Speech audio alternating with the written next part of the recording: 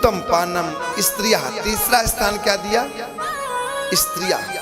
जहां लोग स्त्री जहां गलत अपने चरित्र से गिर जाए वहीं कलयुग प्रवेश करता है। सोना, सोना मीन्स अंडा। लोग कहते पंडित जी महाराज जी बहुत परेशान हूं, पंडित जी बड़ी दिक्कत है घर में, बड़ी प्रॉब्लम है। आप ये बताइए, आप दूसरे के बच्चे को खा रहे हैं और जब आपके बच्चे को कोई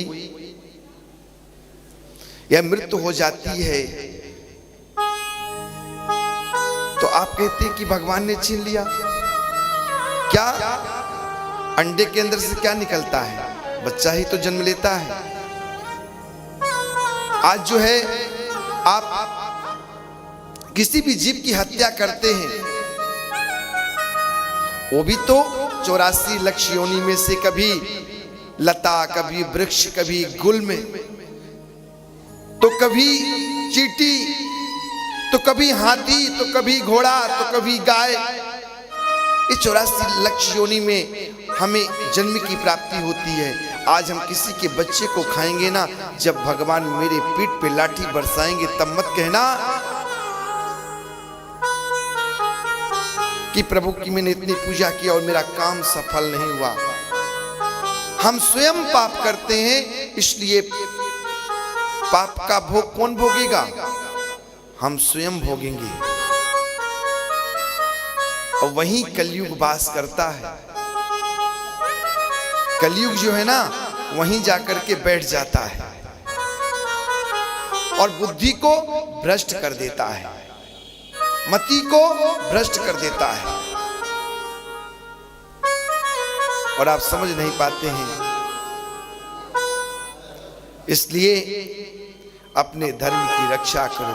क्या हमें काजू, किशमिश, बादाम, पनीर, दूध, दही नहीं मिलता है क्या? बोलिए, क्या हमें दूध, दही, पनीर ये सब नहीं मिलता है? ये भी तो मिलता है। क्या इसमें ताकत नहीं है? इसमें भी तो ताकत है। इसलिए धर्म की रक्षा करें। धर्मो धर्म रक्षिता। जो धर्म की रक्षा करता है, जो अपने सनातन धर्म की रक्षा करता है, भगवान कहते हैं उस भक्त के साथ हर समय हम साथ रहते हैं।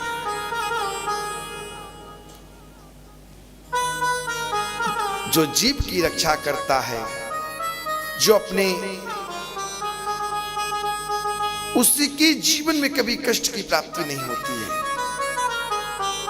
कभी दुख नहीं आता है। ये आप समझ लीजिए, जीवन में दुख ना आए ना तो हम भगवान को याद करना भूल जाएंगे, फिर हम उन्हें याद नहीं करेंगे। द्रौपदी को भी कष्ट आया था, लेकिन द्रौपदी ने घबराया नहीं, और कहीं घबरा जाती तो भगवान कैसे मिलते। कुंती से भगवान ने पूछा कि जाओ राज्य महल में। कुंती ने कहा, हरि मुझे राज्य महल नहीं, मुझे तो जंगल ही चाहिए। कम से कम आप मेरे साथ तो हैं, आपका मुझे दर्शन तो प्राप्त हो रहा है। हाँ, आपका दर्शन तो मुझे प्राप्त हो रहा है। इसलिए हरि मुझे केवल आप चाहिए, आप कृष्ण कृष्ण मैं करती रहूं, बस मुझे केवल आप चाहिए, मुझे इस सुख का महल नहीं चाहिए। इसलिए संसार में दुख सुख लगा रहता है, जीवन में आता जाता रहता है। घबराना नहीं चाहिए। जन्म है तो मृत्यु भी निश्चित है।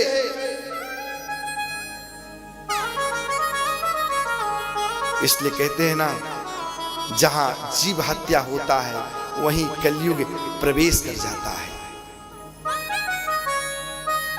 तो कहा, महाराज आपने तो 4 जगह स्थान दे दिया। बोले अच्छा। बोले हाँ, 4 जगह स्थान।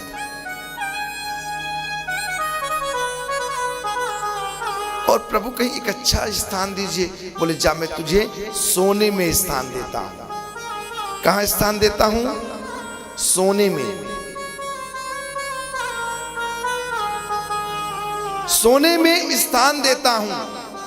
और जैसे सोने में स्थान दिया,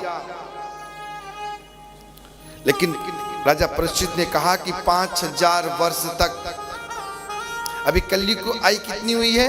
5120 या 21 वर्ष। कलयुग की आयु कितनी है? 4,32,000। अभी से लोग डरने लगे हैं, भागने लगे। कोरोना आया तो बेटा बाप का नहीं, बाप बेटा का नहीं, है कि नहीं? राधे बोलना पड़ेगा, ये सत्य है कि नहीं? बोलिए मां। भागने लगे, भागने लगे, कहीं मेरी मृत्यु ना हो जाए। भाई को कोरोना हो गया, भाई छोड़ दिया। पति को कोरोना हो गया, पत्नी छोड़ के भाग गई। नाजी नाजी, मेरी कहीं मृत्यु ना हो जाए, मैं भी ना मर जाऊं, इसलिए जाओ मरो, जाओ मरो। चांद सा सुंदर ये तन तेरा मिट्टी में मिल जाएगा। मुट्ठी बांध कर आया जग में, हाथ पसारे जाएगा। भगवान